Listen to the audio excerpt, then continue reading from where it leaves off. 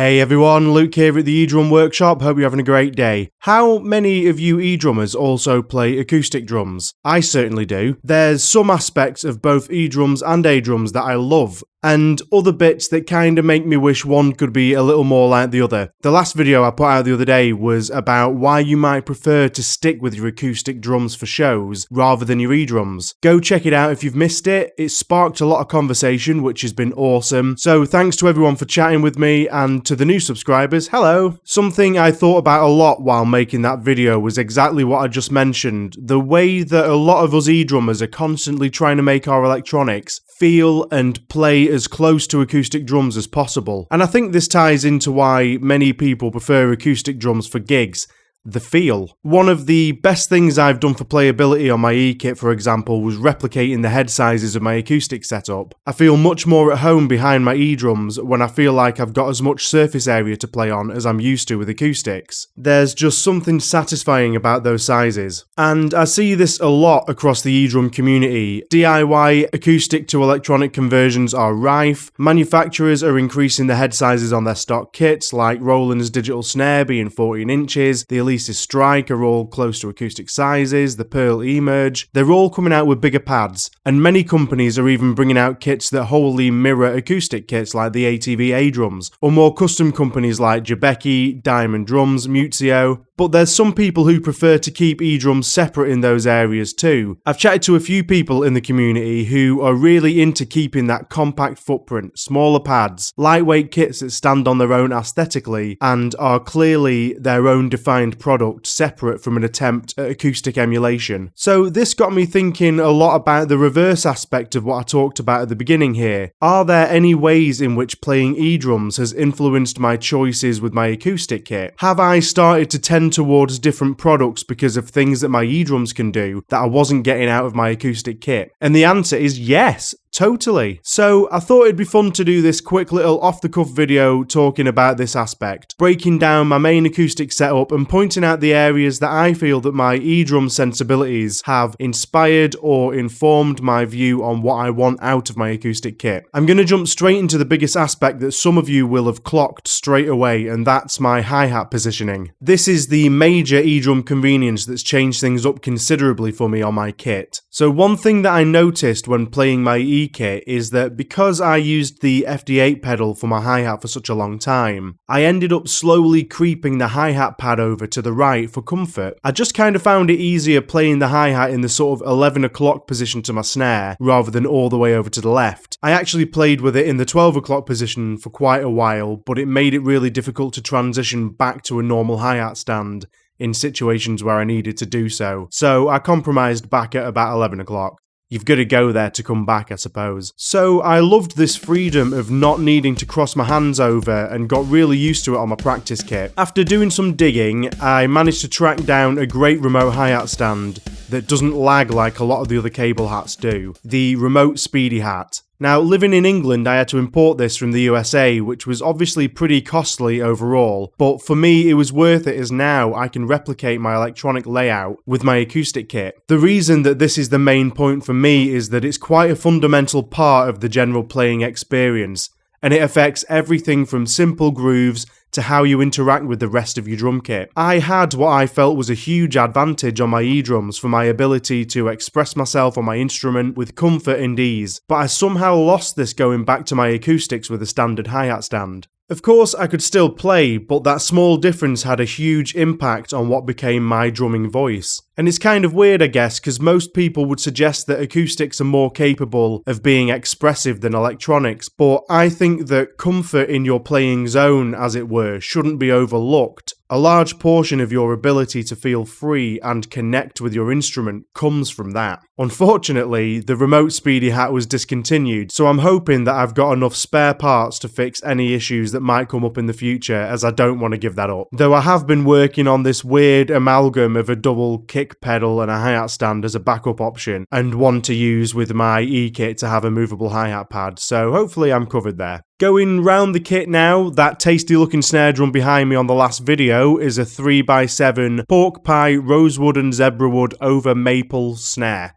What a mouthful. I've loved the sound of 13-inch snares since I tried one out years ago. They have a great crack to them, and I like that higher tuning range you can get from them. The extra depth of this one keeps that tuning range, but there's plenty of body to it too, so it doesn't feel flat or thin like some of the other ones I've owned in the past. So this seems like an obvious you bought it because you like that sound choice right off the bat, but interestingly, to me at least, I kind of settled on this being just right for me after playing on a 12-inch electronic snare pad for quite a long time. That limited headspace used to bug me quite a lot. I was finding I'd often rim shot by mistake, things like that. But then when I went back to 14-inch snares, it kept feeling oddly too large because I'd been using that 12-inch for so long in my practice time and for gigs I was doing with my eDrums. 13-inch snare drums are like the sweet spot compromise for me. I'd definitely pick the sound of a drum over the actual size overall, and I do have some 14-inch snares that I love, but that comfortable feeling has definitely contributed for sure. I've also swapped out the original triple flanged hoops for die-cast hoops that came on my Tama Superstar Hyperdrive's stock snare,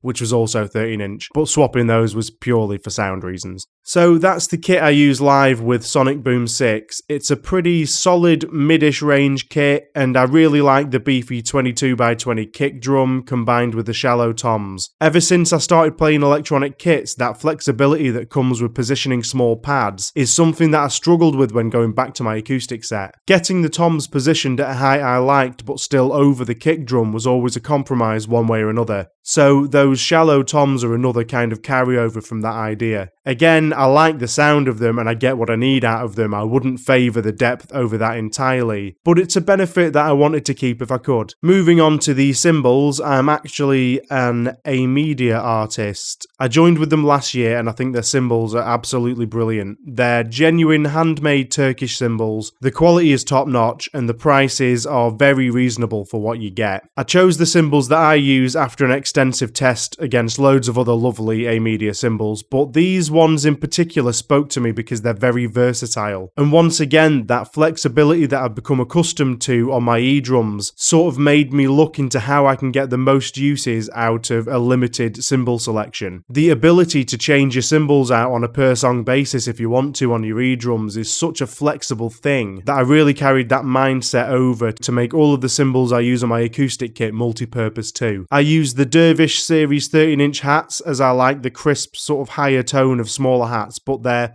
also reasonably thick, so it kind of helps balance them and soften the tone out, so it kind of feels like they're somewhere between what you would normally expect from a 13 and 14-inch hat. The 17-inch Galata Crash is a solid full-bodied crash cymbal, but the bell also plays quite nicely as well, so that's kind of cool. The 20-inch Comagene Ride that I use is quite washy. It's just got the right amount of stick articulation for riding and bell work, but it also has a really pleasing crash too. And this is important for me, as having multiple uses for a ride really helps me keep the amount of gear to a minimum without compromising sound options. I pretty much exclusively use ride cymbals on my eDrums with a crash sound on the edge zone, and I prefer to have that option on my acoustics too. And to cap it off, the 16-inch Galata China is a surprisingly crashy China which works well for its intended China purposes, but also is an explosive, quick, crashish kind of sound for accents or to be used in conjunction with other crashes in the more energetic parts of songs. And these cymbals cover most of the ground that I need in any situation. I went to the UK drum show back in September and had a quick play with a Dervish 19-inch crash that was reasonably thick too and could be played musically sort of all over the surface, and I think if I do add another cymbal to my setup it'd probably be that one. There were also some lovely splashes that I wanted, but I don't really play my acoustics enough to justify it, and also, ow, my wallet, help. The side snare in some of the photos is a Pearl 13x3 piccolo, and in other photos it's a Pearl 14x3.5 free-floating maple piccolo. Both of these are great snares and I love them for a couple of sounds. I either usually use them as a snappy drum and bass style snare or as a faux timbali sound. I've moved to mostly using the 14-inch now as I feel I get more out of the snare sound from that one with more body and tone. So that one's got nothing to do with my eDrums at all, I just thought I'd throw it in because because I think they sound lovely. I've also run an SPDSX with basically every band I've played with for the last, 8-9 years or so. It's as much a staple part of my setup as any other instrument, and obviously it's handy for everything from backing tracks and click tracks to additional sound effects and percussion sounds. I don't currently run triggers through it, but I have done in the past and it worked great. I've actually taken mine apart and upgraded the internal SD card to a 32GB one. This has made it an absolute beast, but I'm not going to lie, it's a risky thing to do, so I don't really recommend doing it without some proper research. This is the most obvious way of getting your acoustic kit to resemble electronics, as there's a reason they're seen on stage with pretty much every pop act. Triggering your kit with sounds directly from the record is a great way to enhance your stage sound and show.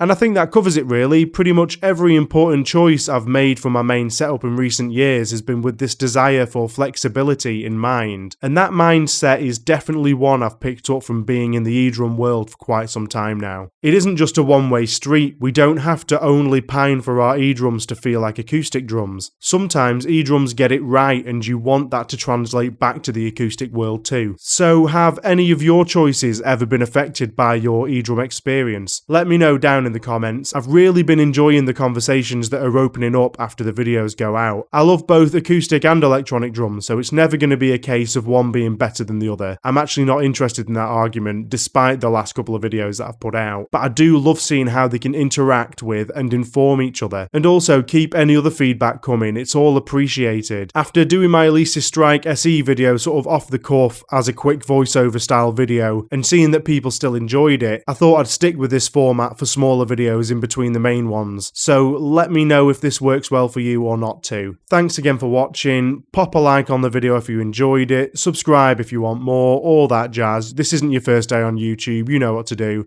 and I'll catch you in the next one. Cheers.